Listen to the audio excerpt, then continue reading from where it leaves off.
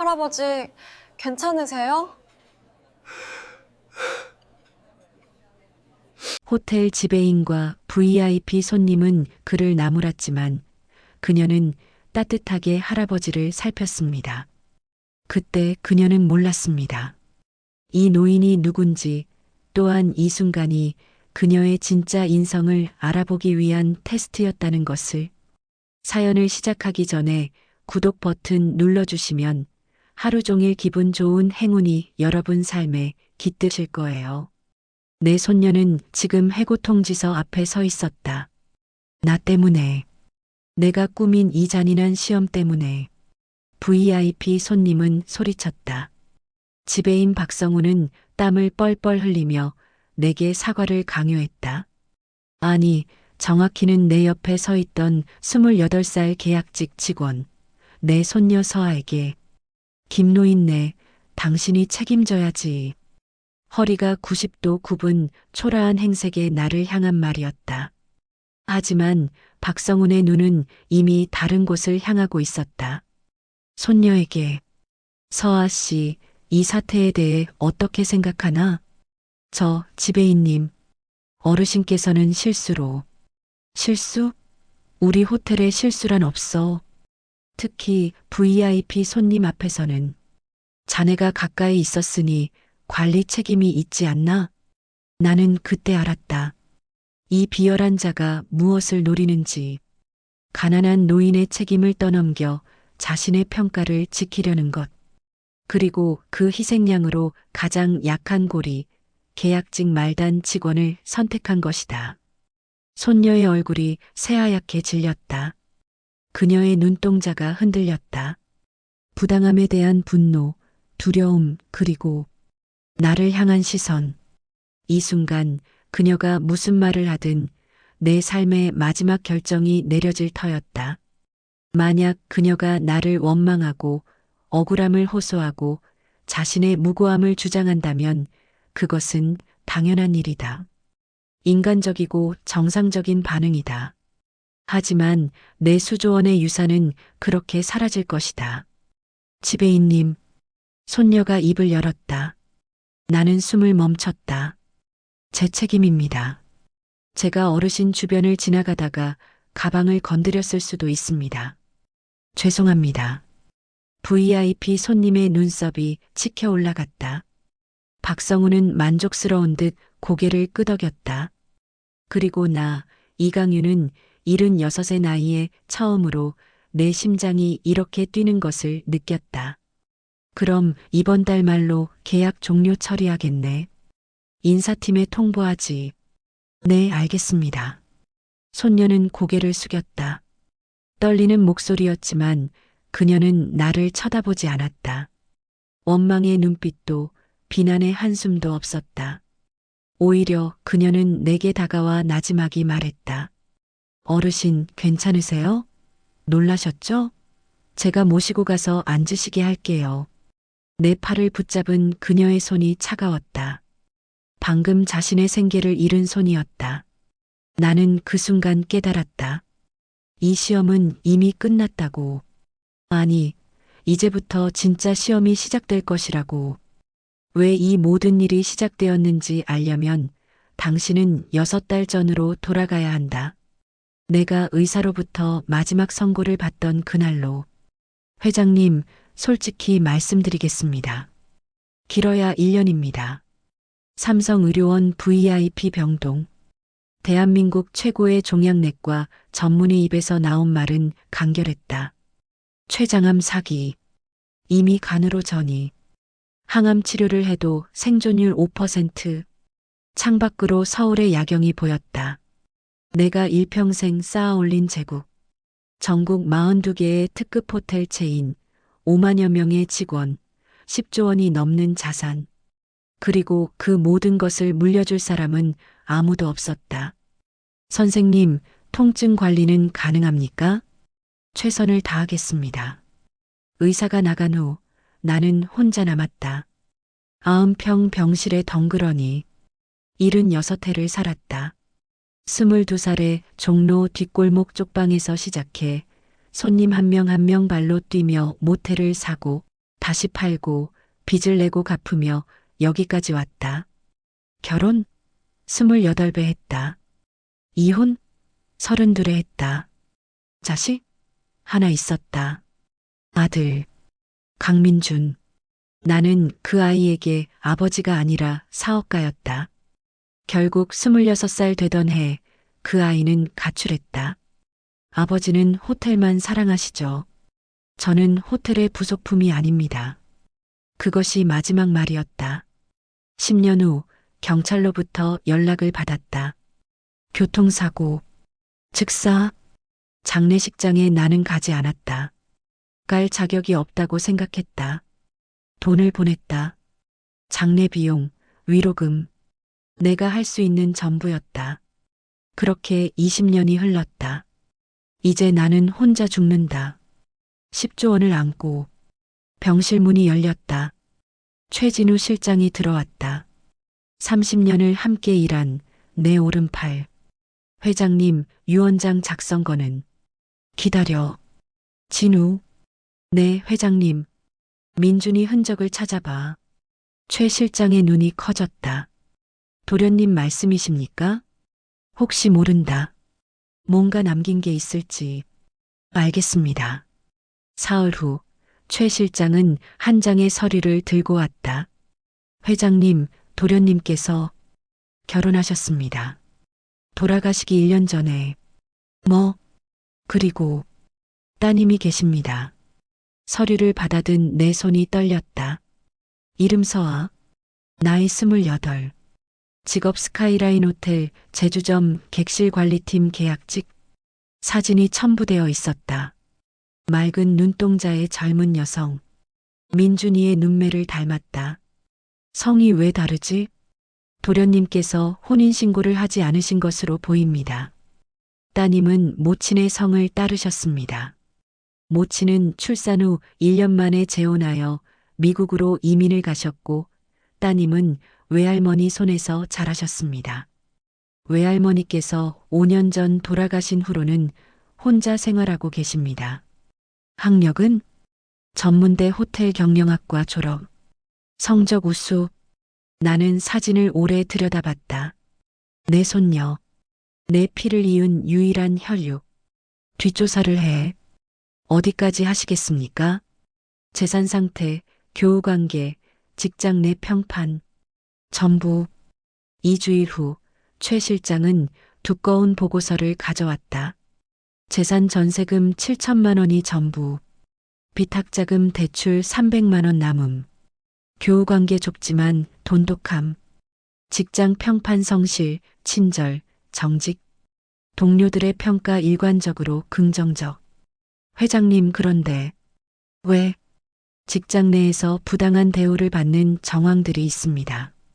계약직이라는 이유로 정직원들에 비해 과중한 업무, 낮은 급여. 하지만 불평 한 번 하지 않고 묵묵히 일한다고 합니다. 나는 보고서를 덮었다. 진우, 내가 그 호텔에 묵겠네. 네. 제주점 말씀이십니까? 그래. 하지만 내 신분을 숨기고. 회장님, 무슨. 내 손녀가 어떤 사람인지 직접 봐야겠어. 서류상의 평판이 아니라 진짜 모습을. 최 실장은 잠시 망설이다 물었다. 만약 실망스러우시면 어쩌시려고요? 나는 창밖을 내다봤다. 그럼 내 재산은 전부 사회에 환원하고 끝이지. 하지만 만약 그 아이가 진짜라면. 진짜라면요? 내가 평생 이루지 못한 것을 이룰 수 있을지도 모르지. 돈이 아니라 사람을 먼저 생각하는 기업. 그런 꿈 말이야. 회장님, 준비해. 완벽한 변장을 할 수 있게. 나는 가장 낮은 곳으로 내려갈 테니까. 그날 밤 나는 오랜만에 잠을 잘 잤다. 마지막 희망이 생겼기 때문이다. 분장실의 거울 속에 낯선 노인이 있었다. 주름살 분장, 나이 반점 문신, 허리를 굽히게 만드는 특수 장비. 30년 된 낡은 점퍼, 때가 밴 운동화, 너덜거리는 가방. 어떻습니까, 회장님? 분장팀장이 물었다. 나는 거울 속의 나를 빤히 들여다봤다. 가난이 보였다. 쓸쓸함이 보였다. 세상으로부터 버림받은 노인의 모습이 거기 있었다. 완벽해. 목소리도 연습하셔야 합니다. 어눌하고 떨리게. 일주일간 나는 연기를 배웠다. 걸음걸이, 말투, 행동 하나하나. 76 재벌 회장이 아니라 80대 의지할 곳 없는 호라비로. 회장님, 제주로 출발하시겠습니까? 최 실장이 물었다. 우리는 이미 계획을 세워뒀다. 나는 일반 투숙객으로 스카이라인 호텔 제주점에 체크인한다. 이름은 김영수, 나이 83, 직업 무직, 예약은 최하 등급 객실, 이틀 숙박. 진우, 자네는 그냥 일반 손님으로 며칠 전에 먼저 들어가 있게. 내부 상황을 파악하고 필요한 장치들을 준비해둬. 알겠습니다. 그런데 회장님, 혹시 손녀분이 알아보시면. 알아보지 못해. 나를 본 적도 없고 내가 할아버지라는 것도 모르니까. 게다가 이 모습으로는 내 비서들도 몰라볼걸. 실제로 그랬다. 공항에서 출발할 때 내 경호팀조차 나를 알아보지 못했다. 나는 일반석에 앉았다. 생전 처음이었다.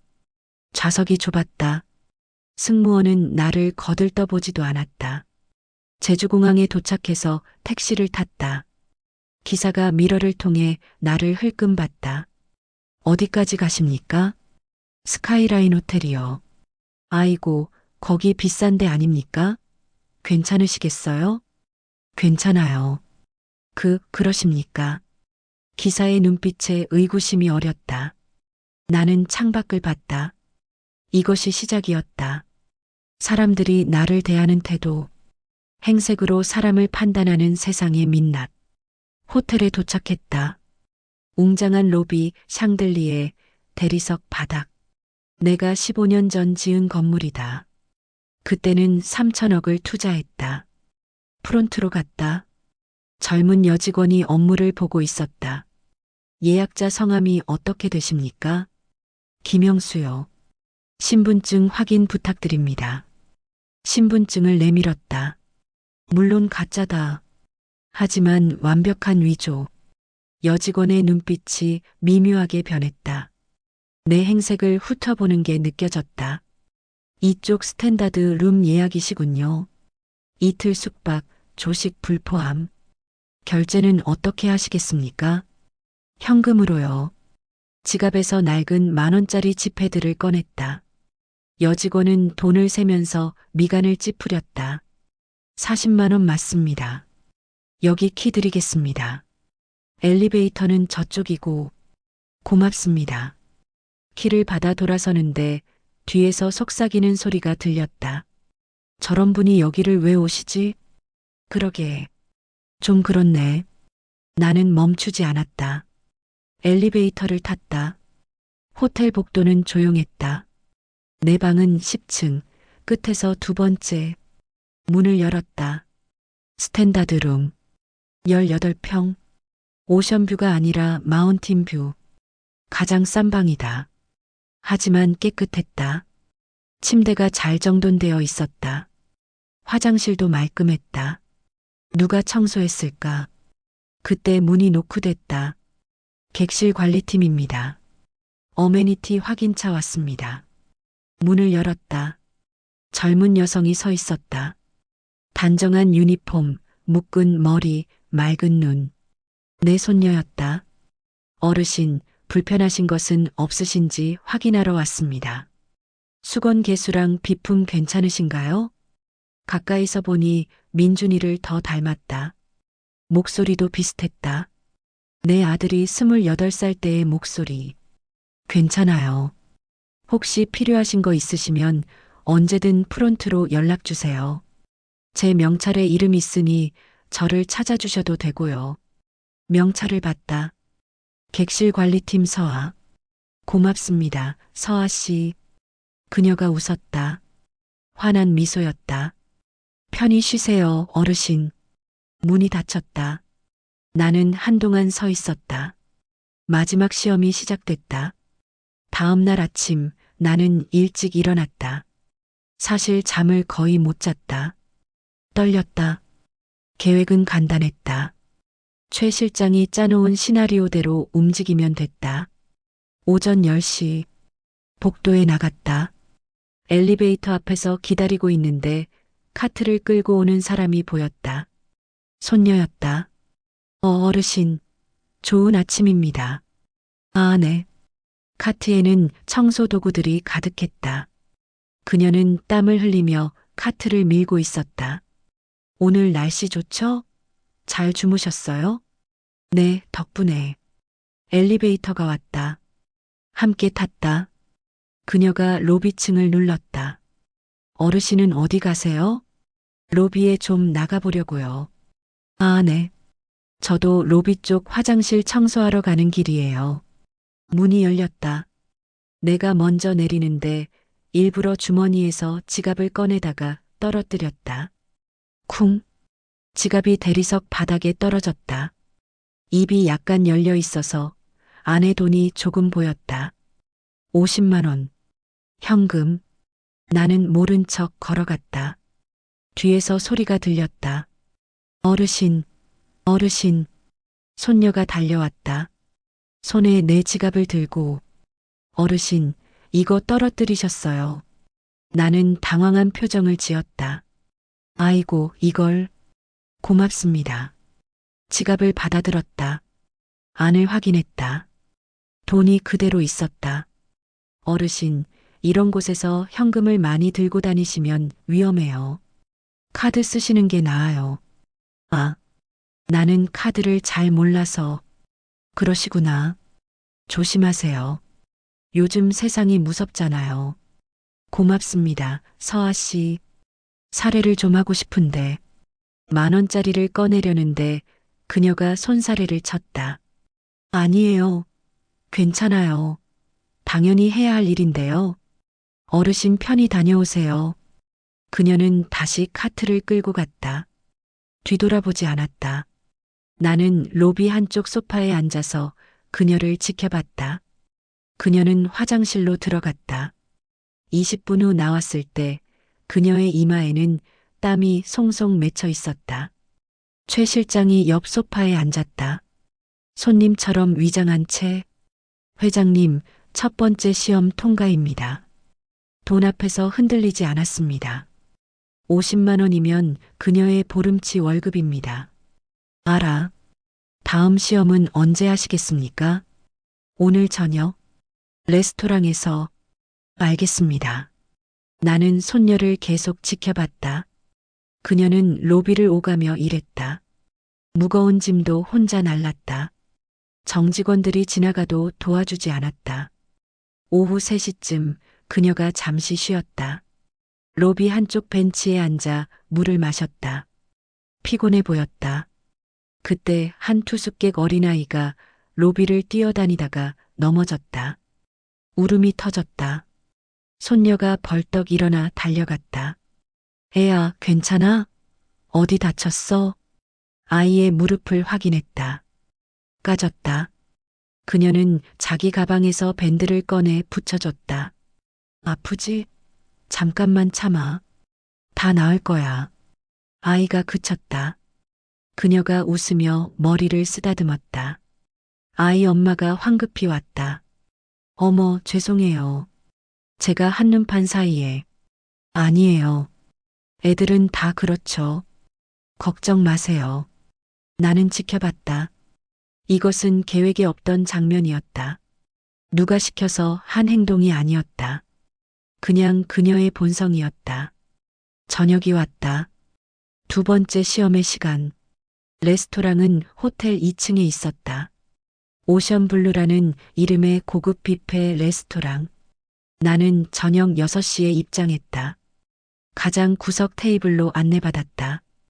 웨이터가 노골적으로 불편한 표정을 지었다.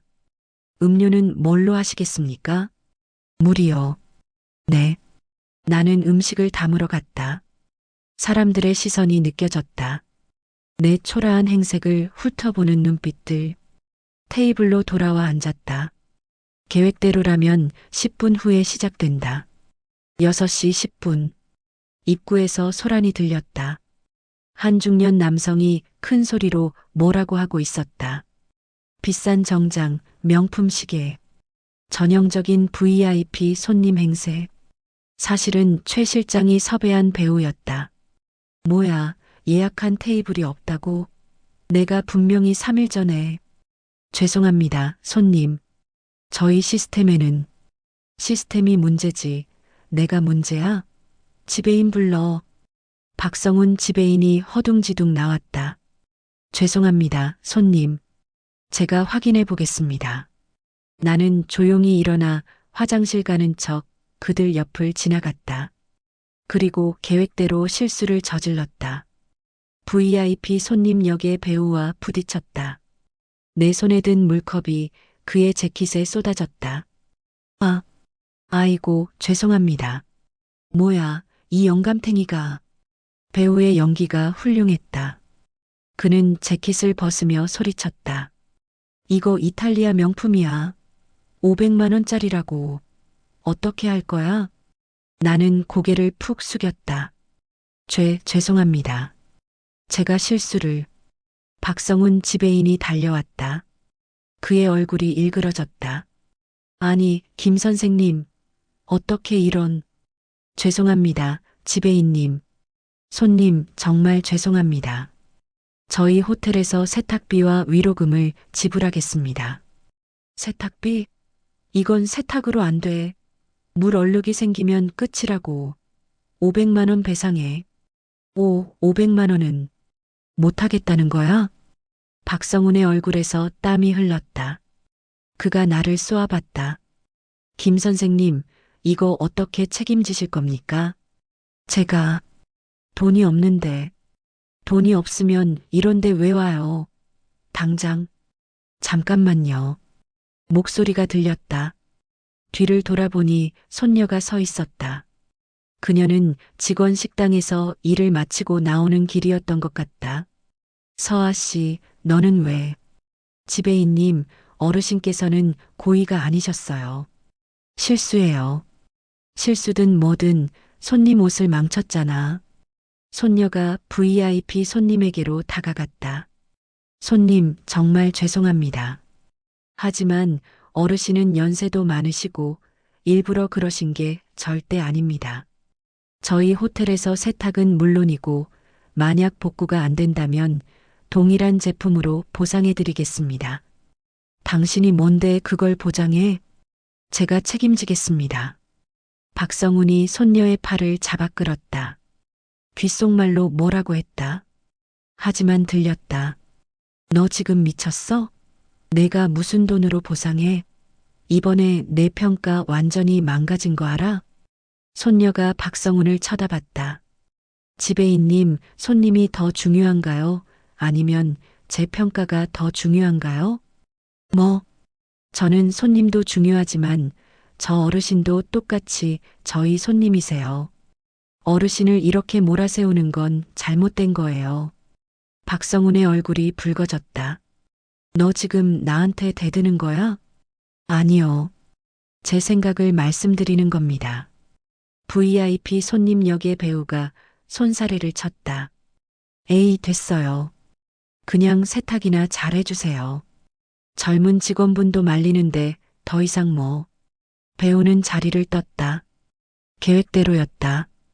박성훈은 분노에 찬 눈으로 손녀를 노려봤다. 서아 씨, 내 방으로 와요. 지금 당장.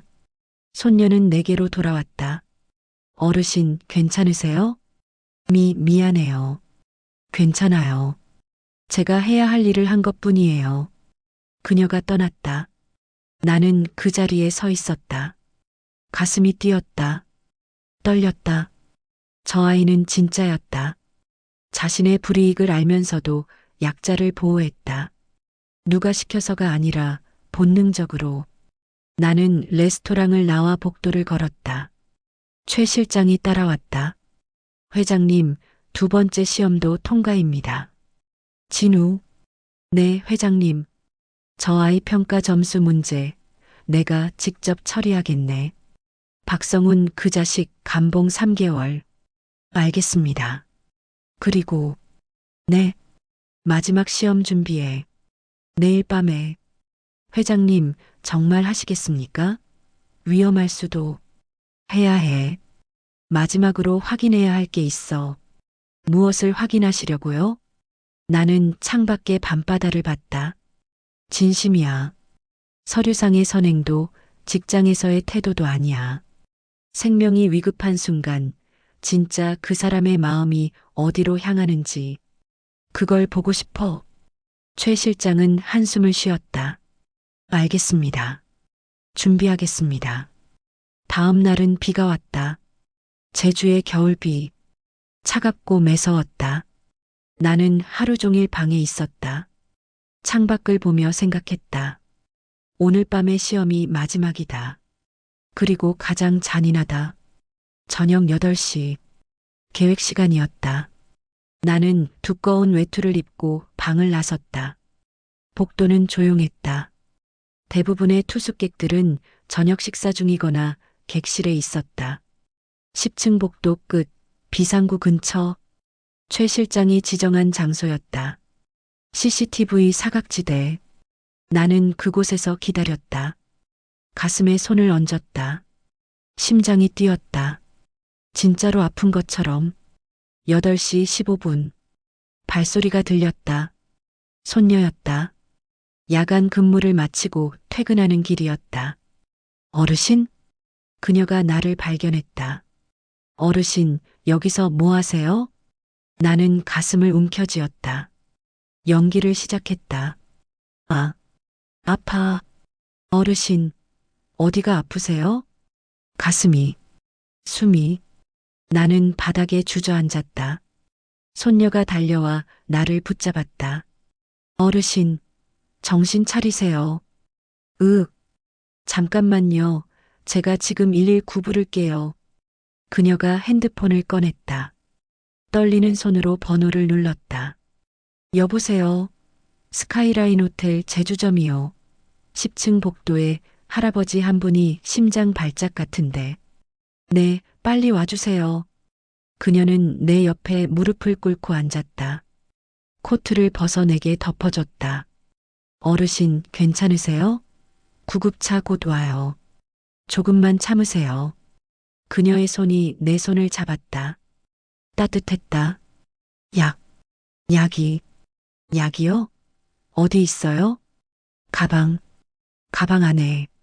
내 옆에 가방이 있었다. 최 실장이 준비한 소품이었다. 낡은 가방. 하지만 안에는 500만 원 현금이 들어 있었다. 손녀가 가방을 열어보려고 했다. 어르신, 약이 어디? 그냥. 가방. 챙겨줘. 네. 지금 약보다 가방이 중요하세요? 네, 전 재산이. 나는 가방을 꼭 껴안았다. 연기였지만 이 순간이 얼마나 잔인한지 알았다. 그녀의 눈에 혼란이 어렸다.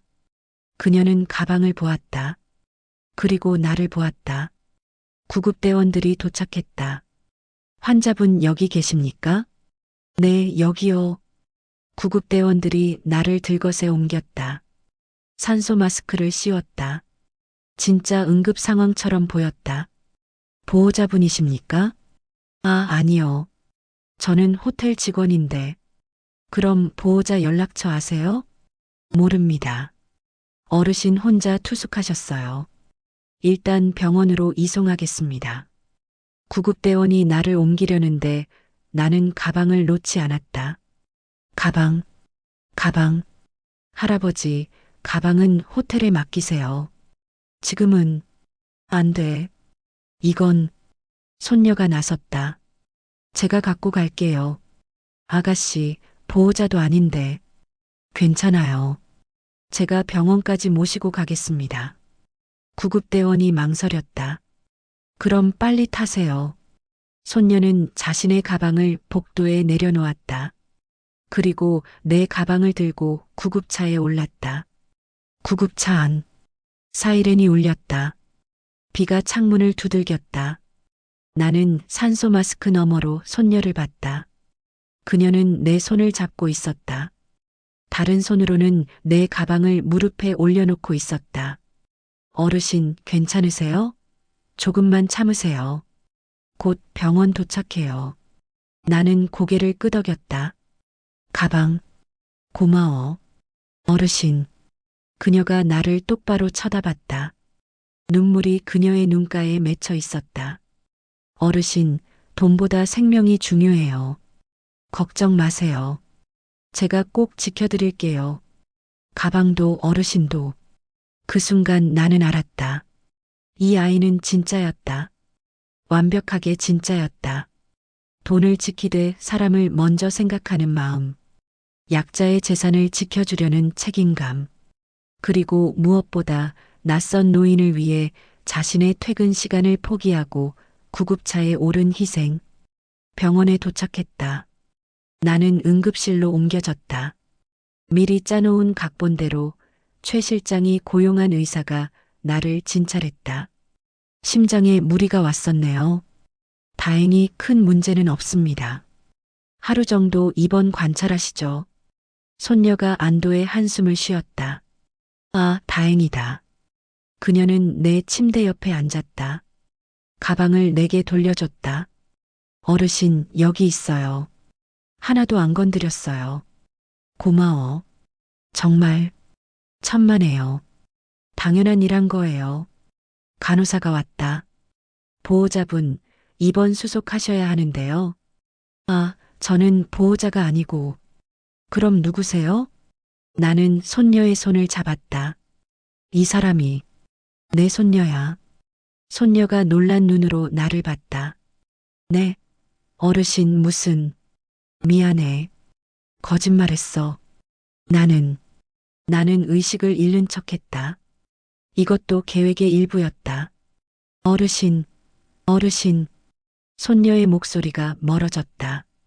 사흘 후, 나는 제주 스카이라인 호텔 최상층 로열 펜트하우스 스위트에 있었다. 200평, 전용 수영장, 바다 전망, 대통령이 묵었던 방. 병원에서 퇴원한 후 나는 은밀히 이곳으로 옮겨왔다. 최 실장이 모든 것을 처리했다. 회장님, 준비 완료했습니다. 손녀는 로비에서 대기 중입니다. 제가 김영수 선생님이 부르신다고 전했습니다. 좋아. 올려보내. 나는 거울을 봤다. 분장을 지웠다. 깨끗하게 면도했다. 최고급 옷을 입었다. 76살 재벌 회장 이강윤이 거기 있었다. 문이 노크됐다. 들어와. 문이 열렸다. 손녀가 들어왔다. 그녀는 호텔 유니폼을 입고 있었다. 펜트하우스를 둘러보며 눈이 커졌다. 여기가. 와. 서아 씨. 내가 불렀다. 그녀가 나를 봤다. 순간 얼어붙었다. 누구세요? 나는 그녀에게 걸어갔다. 나야. 네. 김영수. 아니, 내 진짜 이름은 이강윤이다. 그녀의 얼굴에서 피가 가셨다. 무슨 말씀을. 너는 나를 며칠 전에 병원까지 데려다 줬지. 가슴 아프다던 그 노인. 어르신이셨어요? 그래. 나는 소파에 앉았다. 그녀는 그 자리에 서 있었다. 앉아라. 저는 앉으라고 했다. 목소리에 권위가 실렸다. 70년간 수만 명을 호령했던 회장의 목소리. 그녀는 천천히 소파에 앉았다. 손이 떨리고 있었다. 왜 너를 시험했다. 시험요? 나는 그녀를 똑바로 봤다. 서아야, 너는 내 손녀다. 내 아들 강민준. 그 사람이 내 아버지다. 나는 내 할아버지고. 그녀의 눈에서 눈물이 흘렀다. 거짓말. 이건 무슨 거짓말이 아니야. 나는 6개월 전에 내 존재를 알았다. 그리고 너를 찾았다. 하지만 그냥 다가갈 수 없었어. 왜요? 내가 죽는다. 최장한 말기. 남은 시간이 몇 달 없어. 손녀가 손으로 입을 막았다. 그래서 마지막으로 확인하고 싶었다. 내가 평생 쌓아온 이 재산을 물려줄 사람이 어떤 사람인지, 돈 앞에서 흔들리지 않는지, 약자를 보호할 용기가 있는지, 그리고 진심으로 다른 사람을 위할 수 있는지. 그래서 그 모든 게 시험이었다. 잔인한 시험이었지. 너한테는 최악의 며칠이었을 거야. 손녀는 고개를 떨궜다. 어깨가 떨렸다. 서아야. 네. 너는 모든 시험을 통과했다. 완벽하게. 그녀가 고개를 들었다. 눈물 범벅이 된 얼굴이었다. 하지만 저는 그냥 내가 옳다고 생각하는 대로 행동했지. 그게 바로 진짜야. 누가 보든 안 보든, 이득이 되든 안 되든, 옳은 일을 하는 것. 그게 진정한 인품이다. 나는 일어섰다. 창가로 걸어가 바다를 봤다. 나는 평생 돈을 쫓았다. 사람은 뒷전이었어. 그렇게 아들을 잃었고, 너를 몰랐고, 혼자가 됐지. 하지만 너를 보면서 깨달았어. 진짜 가치는 돈이 아니라 사람이라는 걸. 할아버지. 처음으로 그 호칭을 들었다. 가슴이 먹먹했다. 그때 문이 노크됐다. 회장님, 박성훈 지배인 왔습니다. 최 실장의 목소리였다. 들어오라고 해. 문이 열렸다. 박성훈이 들어왔다. 그는 나를 보자 얼굴이 하얘졌다. 회장님. 박 지배인. 네. 너 서아 씨한테 뭐라고 했지? 그게 계약직이라고 함부로 대했어. 부당한 책임을 떠넘기고 평가 점수로 협박했지. 죄송합니다. 제가 몰라서. 내가 몰랐던 게 뭔데? 이 직원이 내 손녀라는 거? 그래서 함부로 대한 거야? 아닙니다. 나는 그를 쏘아봤다. 내가 묻고 싶은 건 그게 아니야. 만약 이 직원이 내 손녀가 아니었어도 너는 그렇게 대했어야 했나? 박성우는 말을 잇지 못했다. 정직원이든 계약직이든 사장 손녀든 아니든 모든 직원은 동등하게 존중받아야 해. 그게 내가 만든 이 호텔의 첫 번째 규칙이야. 너는 그 규칙을 어겼어. 회장님 기회를. 넌 해고야. 당장 짐 싸. 회장님, 나가. 박성우는 비틀거리며 나갔다. 손녀가 일어섰다. 할아버지, 너무 가혹하신 거 아니에요? 저 때문에. 내 때문이 아니야. 저 사람은 진작 잘렸어야 했어. 직원들한테 갑질하고 손님을 차별하고 너는 그저 내가 진실을 볼 수 있게 해준 거야.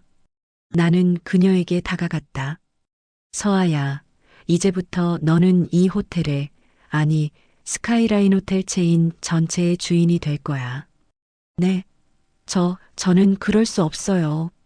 왜? 저는 아무것도 몰라요. 경영도 사업도 배우면 돼. 하지만 나는 그녀의 어깨에 손을 얹었다. 서아야, 나는 내게 호텔을 물려주려는 게 아니야. 그럼요. 가치를 물려주려는 거야. 사람을 먼저 생각하는 마음, 약자를 보호하는 용기, 정직함과 책임감. 그게 진짜 유산이야. 손녀의 눈에서 또 눈물이 흘렀다. 할아버지, 울지 마. 이제 시작이야. 나는 그녀를 안았다. 처음이자 마지막일지도 모를 포옹. 그녀도 나를 안았다. 우리는 한참을 그렇게 서 있었다. 6개월이 흘렀다. 나는 서울대학교 병원 특실에 누워 있었다. 창밖으로 봄빛이 들어왔다. 손녀가 옆에 앉아 있었다. 할아버지, 오늘 이사회 보고 잘 끝났어요. 그래. 네. 스카이라인 케어 재단 정관이 통과됐어요. 다음 달부터 시작할 수 있대요. 나는 미소 지었다. 스카이라인 케어 재단. 내 전 재산의 80%를 출연한 공익재단. 호텔 직원들의 복지 향상, 저소득층 청소년 장학 사업, 독거노인 돌봄 서비스. 손녀가 직접 제안한 사업들이었다. 호텔 경영은 전문 경영인한테 맡겼어요. 할아버지 말씀대로 저는 재단에 집중할게요. 잘했어. 할아버지. 응? 후회 안 하세요? 저한테 이 모든 걸 맡기신 것. 나는 그녀의 손을 잡았다. 후회? 내 인생에서 가장 잘한 결정이야. 저는 아직도 믿기지가 않아요. 제가 이 모든 걸 할 수 있을까? 할 수 있어. 넌 이미 증명했잖아. 가장 어려운 순간에 옳은 선택을 했어. 그게 가장 중요한 거야. 손녀가 눈물을 닦았다. 할아버지, 저 약속할게요.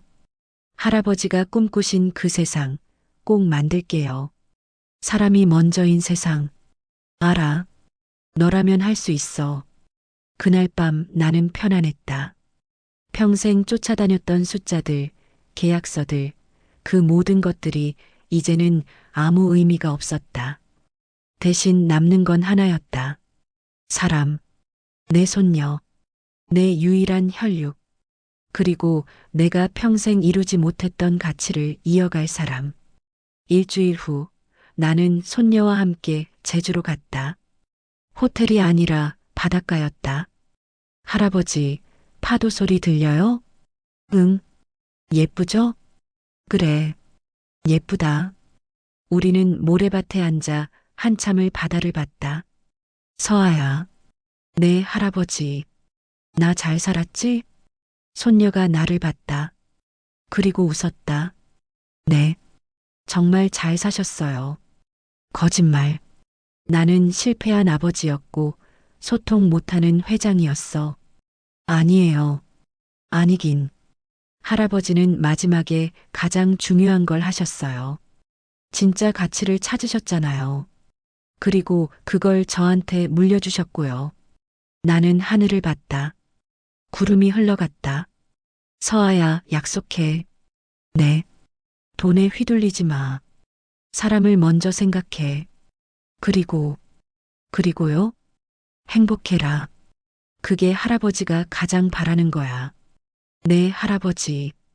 약속할게요. 우리는 그렇게 앉아 있었다.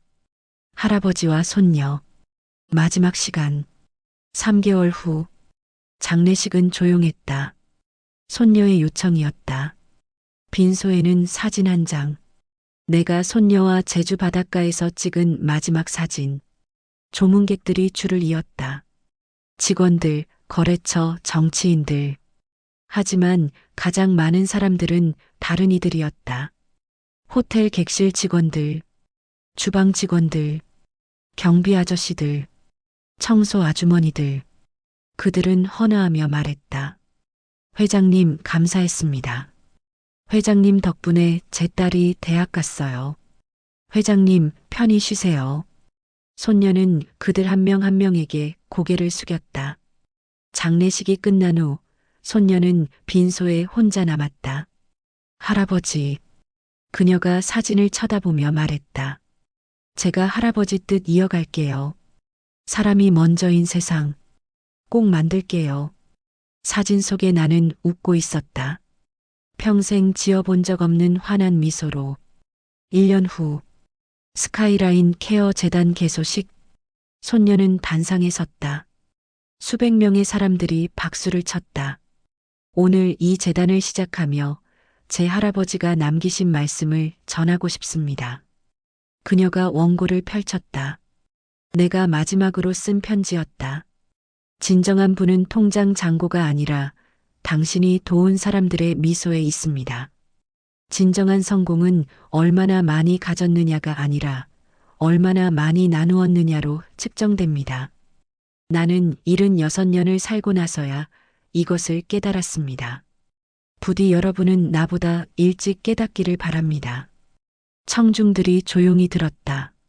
내 손녀 서아에게. 너는 내가 평생 찾던 답이었다. 돈이 아니라 사람을, 성공이 아니라 선함을, 권력이 아니라 책임을. 너는 그 모든 것을 가지고 있었어. 할아버지는 내가 자랑스럽다. 부디 이 길을 계속 걸어가기를. 그리고 행복해라. 사랑한다. 내 손녀야.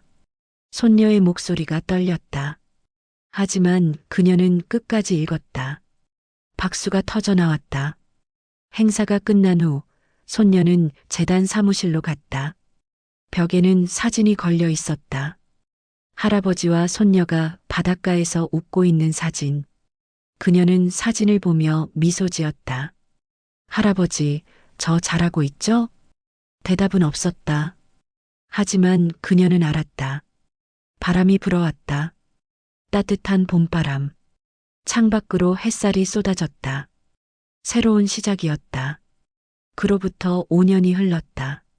스카이라인 케어 재단은 대한민국 최고의 공익재단이 되었다. 1,500명의 저소득층 청소년이 장학금을 받았다. 3,000명의 독거노인이 돌봄 서비스를 받았다. 5,000명의 호텔 직원들이 더 나은 근무 환경에서 일하게 되었다. 그리고 손녀 서아는 대한민국에서 가장 존경받는 사회사업가가 되었다.